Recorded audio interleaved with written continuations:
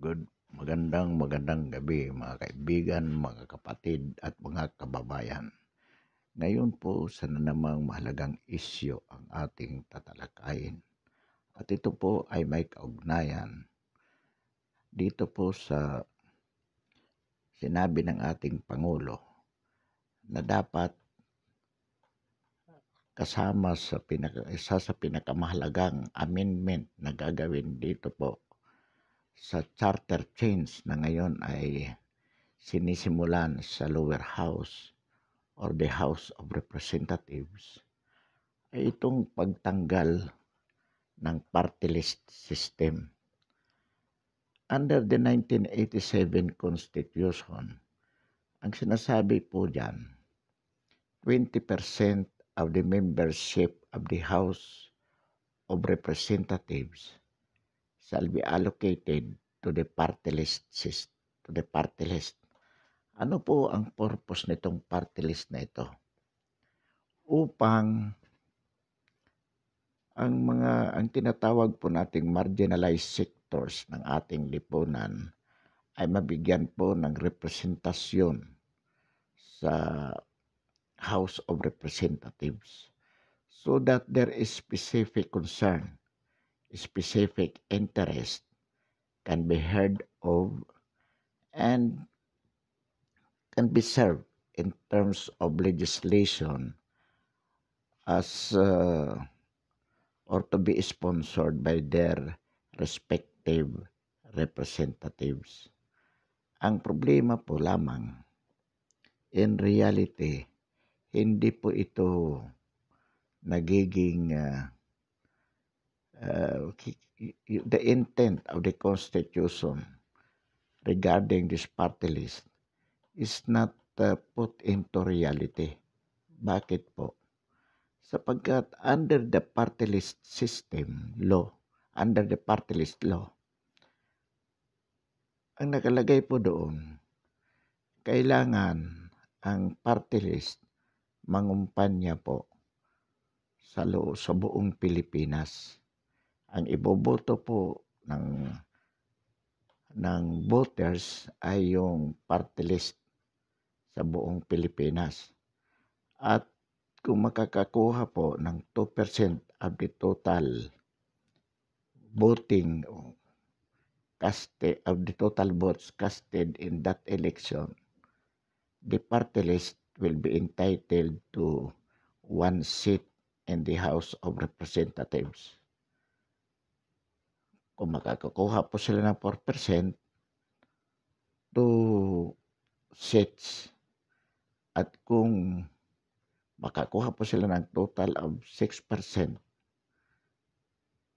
then they will be entitled to 3 seats. Maximum po yan. Ang bayan muna, halimbawa po, kalimitan ay nakakakuha sila ng 6%. So, they are entitled to 3 seats in the House of Representatives. So, dahil po dyan sa requirement as to the manner of electing a party list, kailangan po ang malaking pundo para makapangumpanya ka in terms of campaign materials at saka yung expenditures for traveling at yung accrued expenses sa mga meeting. So dahil po dyan, napipilitan po ang isang party list na kumuha ng nominees na mayayaman para sila ang gumastos para sa campaign.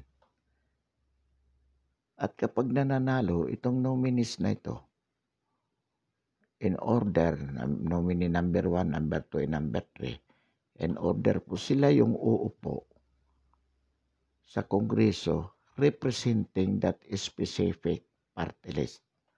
So ano po ang nagiging failure nito? Well, in general, katulad po ng nabanggit natin nung nakaraan, halimbawa po dyan, yung mga security guards, party list ng mga security guards, Ang nominee nila si Mikey Arroyo. So, nanalo. Mikey Arroyo represented the security guards.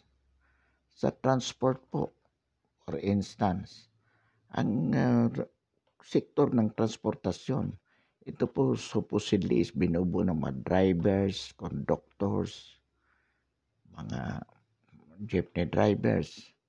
At ito yung bulk na malaki together with the operators.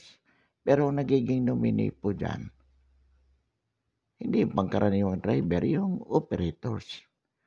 So, in most cases, yung interest ng operators, ng transport operators, ang kanilang isinusulong, ang napoprotektahan. In most cases, adverse to the drivers, na kanilang mga empleyado at mga conductors, yung mga pangkaraniwang mga nagbabanda rin ng mga jeep. Minsan din po, merong isang eleksyon na ang pangalan ng party list, Babahay. And supposedly, it was to represent the homeless sector. And yet, yung nominee nila, yung napakayaman. So kung yan po ay mananalo, iyon ang uupo. Paano nito protektahan yung interest ng mga homeless na nangungupahan? Isa mismo ang daming apartment na pinaupahan. Kaya ito po yung reality dito sa party list, which in effect frustrate the intent of the Constitution relative to this party list provisions. Sa halip paglingkuran tong maprotektahan ang interest ng marginalized sector of the Filipino society, ang nangyayari po, yung kanilang mga representatives sa Kongreso ay kasalungat sa kanilang interest, real interest. So ang nasusulong, in reality, yung adverse interest. So in effect, useless po ang party list system. A total failure. At ang masama pa po dito, nagagamit po ito for some illegal activities to finance illegal organizations. Specific po dyan. Halimbawa, ay itong Bayan Muna, Kabataan Party List, ACT or Alliance for Concerned Teachers, Gabriela, at kanilang mga allied organizations. Ito pong party list na ito, as per public knowledge, ito po ay mga legal fronts. Ito pong bumubuo ng National Democratic Fronts Organization. Ito po ang legal fronts ng CPP, NPA, NDF na idineklara ng ating pamahalaan bilang teroristang grupo o samahan. Sa makatuwid, mayroon sila pong sa ngayon, mayroon po silang 6 na representatives sa lower house or sa House of Representatives. Mayroon po itong per representative po, mayroon po silang pork barrel na about 80 million per year. So yung 80 million per year times 6, yan po ay 500 million pesos every year going to the CPP, NPA, NDF. Yan po ay on top of other benefits that these representatives could get. Halimbawa po dyan, yung marami pong mga benepisyo yan. So in other words, nagagamit po ang party list sa illegal na operation ng Communist Party of the Philippines, ng New People's Army at ng National Democratic Front. So, ang pinakamainam po, in order to get away with it, total ngayon po ay mayroong charter change. So, dapat isama na rin po sa amendments na tanggalin na ang party list system. Anyway, yung lahat naman ng sektor na society, ng Filipino society, is being represented by the respective legislative district representatives.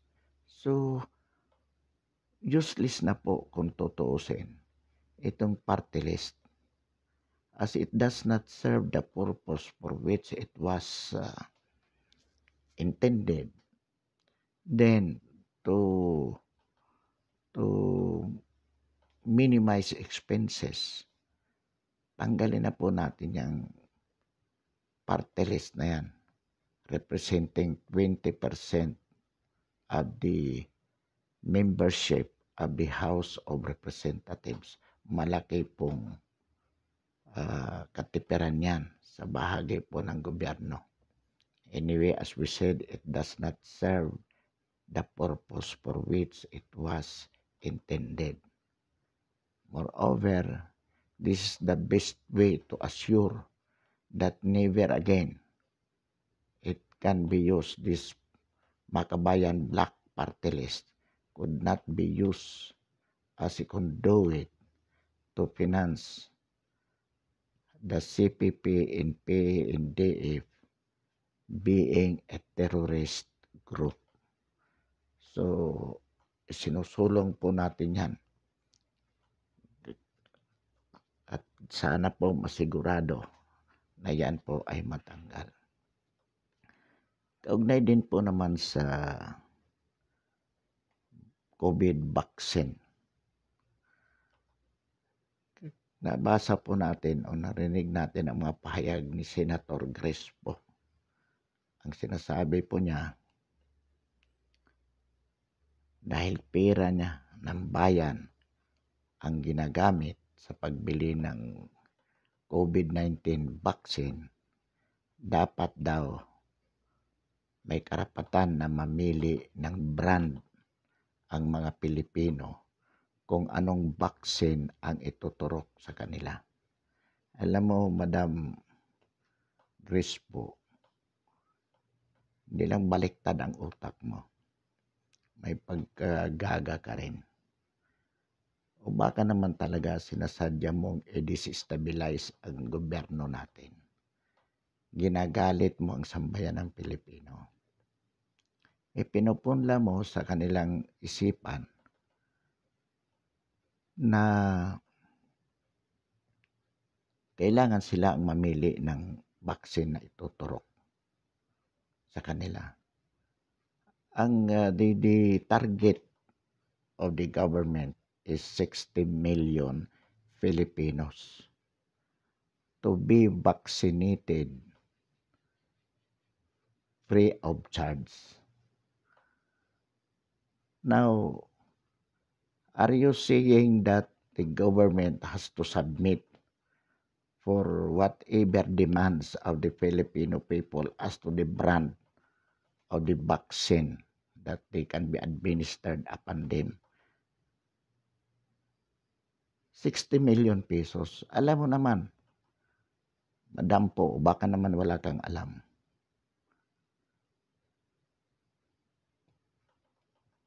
As to availability, as to affordability, as to the effectivity of the vaccine, ang Pilipinas, dahil wala naman tayong pharmaceutical manufacturer, nakikiangkat lang tayo sa ibang bansa. Paano tayo makakapamili? Una, limited ang pinansya natin. Pangalawa, yung availability ng branded vaccine. How can we do that? Alam mo naman yan. Tapos, dahil alam mong takot ang sambayanan sa vaccine at may karanasan pa nga sila dito sa Dingbaksya, tinatakot nyo lalo. Sasabihin nyo, hindi kayo mamili, total pera nyo yan. Ginagamit. Na alam mo namang hindi magagawa, imposible. So, anong purpose mo? Grace po.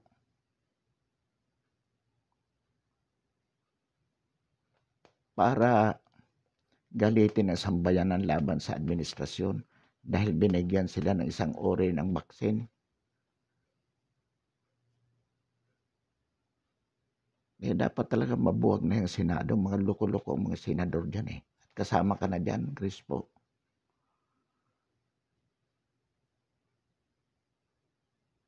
May sulong lamang ang personal na interest mo. Masabi mo lamang na ikaw ay nagmamalasakit sa Pilipino. Ginagagaw mo ang sambayanan. Wala kang pakialam kung anong epekto na sinasabi mo. Ngayong alam mong nakakasira. Try to imagine it. Bumili ang gobyerno ng isang vaccine brand at yun lang naman talaga ang pwede natin gawin most likely. Kung mayroon mang ibang branded dyan, by volume, kaunti lang yon. Mga spill na lang yan sa iba yung hindi na lang nila siguro magagamit. Ibibenta sa atin o kaya darating sa atin sa bandang huli.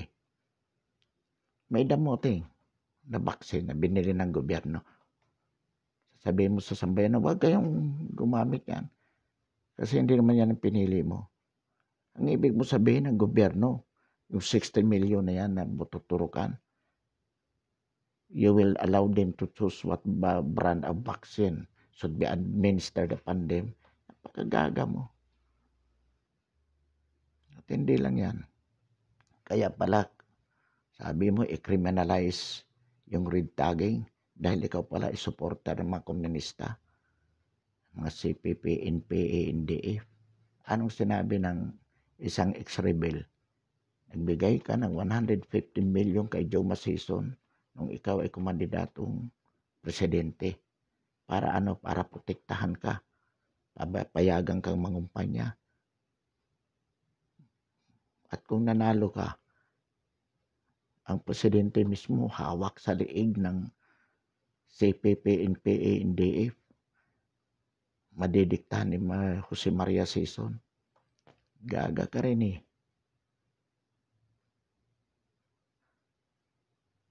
Di ka mananalo, tandaan mo. Masyado kang may sulong lang ang interest.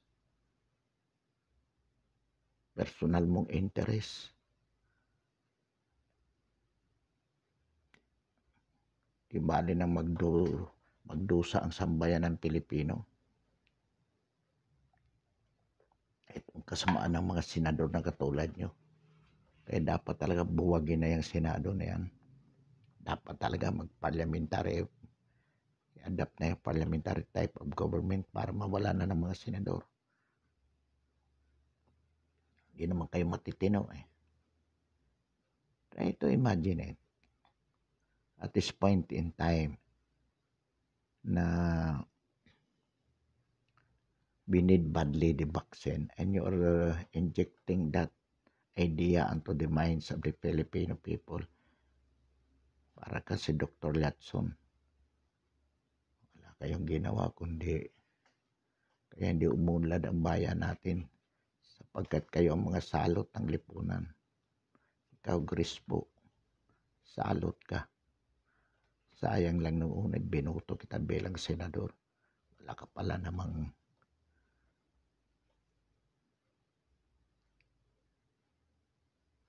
kapal na mukha mo.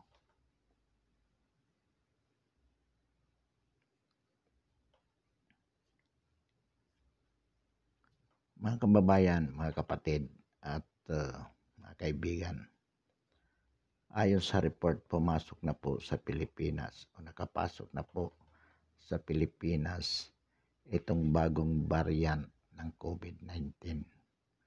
Ito po yung UK variant.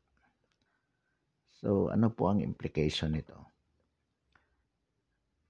Mas mapanganib po ito sa COVID-19 sapagkat in terms of being a communicable, transmissible, ito po daw ay 63% more than the COVID-19. So ang ibig po sabihin niyan, mas maraming mahawa, 63%.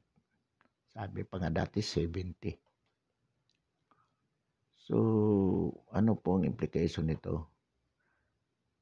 The more that there will be risk as to economy, as to health, as to disability, at lalo na po election time, sasamantalahin po ito ng mga kritiko ng gobyerno.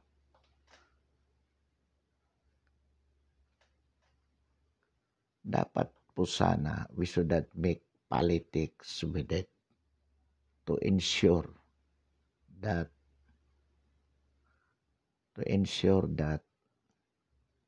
the safety of the Filipinos cannot be compromised. Pero hindi pa man, ginagamit na po ito ng mga opposition.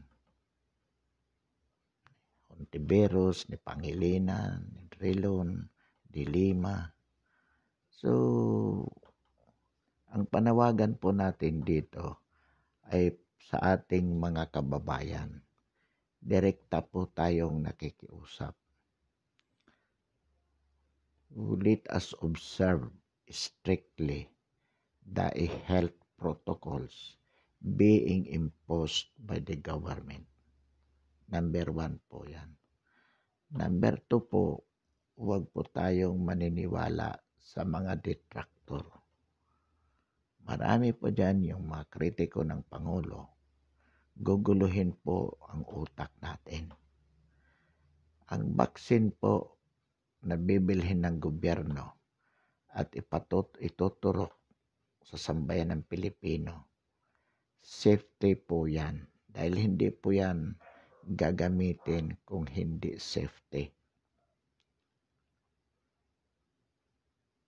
Sapagkat bago po gamitin yan, mayroon pong go signal dyan, approval, ang Food and Drugs Administration to ensure that whatever brand of vaccine coming in should be safe for use by the Filipino people. And mayroon po silang list of priorities. So, sundin po natin yon. Pag sinabi ng gobyerno na itong sektor na ito ang paturukan, samantalahin nyo na po, magpaturok na po kayo. Huwag po kayong maniniwala sa mga sabi-sabi ng mga kritiko ng gobyerno na hindi safety yan. We assured you. Itong mga nagsasalita katulad po ni Crispo, nila Kiko Pangilinan, nung kapanahonan nila with Pinoy as president, yung Dingbox binili nila. At dahil billion worth po yan, at dahil nandyan na, hindi pa po clinically proven. Wala pong go signal ang Dingbox do. Ang Food and Drugs Administration, ginamit po nila sa mga school children. Marami pong namatay doon. At hindi po kumibo itong mga ito. Kasi kapartido nila, sila ang nanungkulan noon. Ngayon, that the President is assuring us that any vaccine coming in should be certified safely or certified safe for the use by the Filipino people by the Food and Drugs Administration regardless of the source. So safety po yan. Ngayon nag-iingay sila. Samantalang ito ngayon siguradong safety po ito. So, wag po tayong padadala sa kanila. Ang masakit pa nga po diyan sa Dengbaksya issue, may demanda po against sa pharmaceutical supplier niyan. Abay, nilalaglag pa ni Drilon at Angara ang kaso sa pamamagitan ng pagbuwag ng Forensic Division ng PAO na silang mga competent witnesses tungkol sa kapalpakan ng Dingbaksya. Gusto nilang inalisan talaga nila ng budget. Buti na lang po binito yan ng ating Pangulo. Kaya hindi nagtagumpay sa Drilon at Angara sa kanilang masamang balak na pawalang sala ang Dingbaksya para sa supplier. So ganyan po yung mga kasama, yung mga senador natin. Kaya nga po isa sa ating advocacy now that there is ongoing charter change drafting o constitutional amendments, sinusulong din po natin ang pagbuwag sa Senado sa marami pong kadahilanan.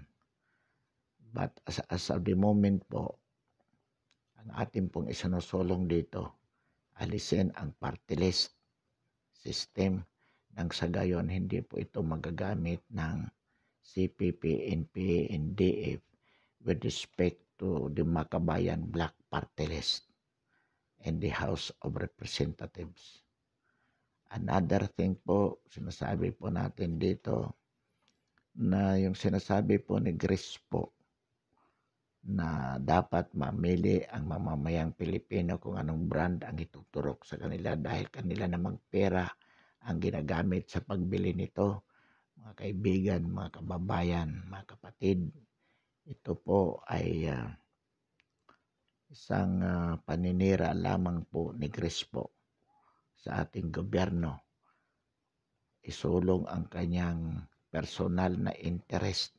Masabi lang po na nagmamalasakit siya, gayong alam po niya na hindi ito magagawa. Because we could not for sure allocate vaccine brands for the 60 million Filipinos in terms of whatever brand they wanted. That can be impossible po sapagkat limited po ang supply. At marami po tayong ikinukonsidera with respect to COVID-19 vaccine. Ano nga, affordability, ulit natin, kaya ba natin ang pera natin? Available ba yung supply? Availability. Available ba yan? Mabibili ba natin kung may pambili tayo? Pangatlo, binili nga natin yan. Yan ba epektibo para ma-prevent ang COVID-19 infections? So yan po. So pag bumili po tayo dyan by volume at may umura, kaya hindi po pwedeng tanungin natin ang bawat Pilipino na kung anong brand ang gusto niya at yun ang ituturok natin. Hindi po. This is a very extraordinary situation. At alam po ni Grace po yun. Pero sa halip na tulungan niya ang gobyerno na ipaliwanag sa sambayan ng Pilipino na mga kababayan, magtiwala tayo. Hindi po ito delikado sapagkat ito ay dumaan sa Food and Drugs Administration. Hindi po tayo pwedeng mamili. Dahil hindi po tayo makakabili ng brand na gusto natin. Kung ano lang pong available, yun lang po ang mabibili natin. So, maganda po sana. Yan po.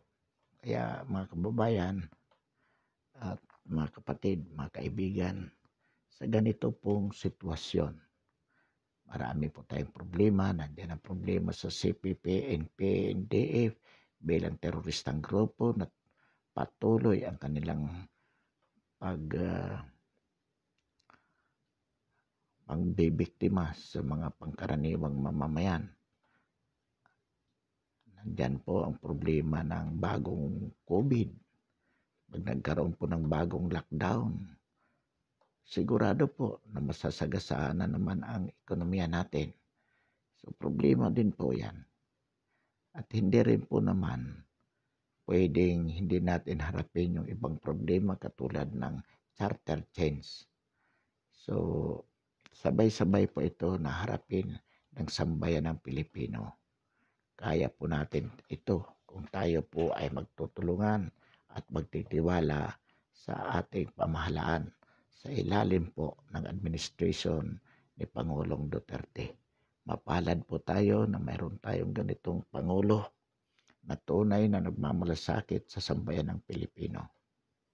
Isang Pangulo na handang banggain ang sinuman, yung mga oligarkiya dyan na matagal nang nagbibiktima sa masang Pilipino. So ang kailangan po natin manindigan, suportahan ang ating Pangulo laban sa kanyang mga detractors, sa kanyang mga kritiko na wala nang ginawa kundi siraan po siya. Marami pong salamat, magandang gabi. At muli, pinakikiusap po natin sa ating mga kababayan bilang suporta na i-subscribe po ang ating channel, YouTube channel, ang ating paninindigan sa napapanahong isyu ng lipunan. Muli, maraming salamat at magandang gabi.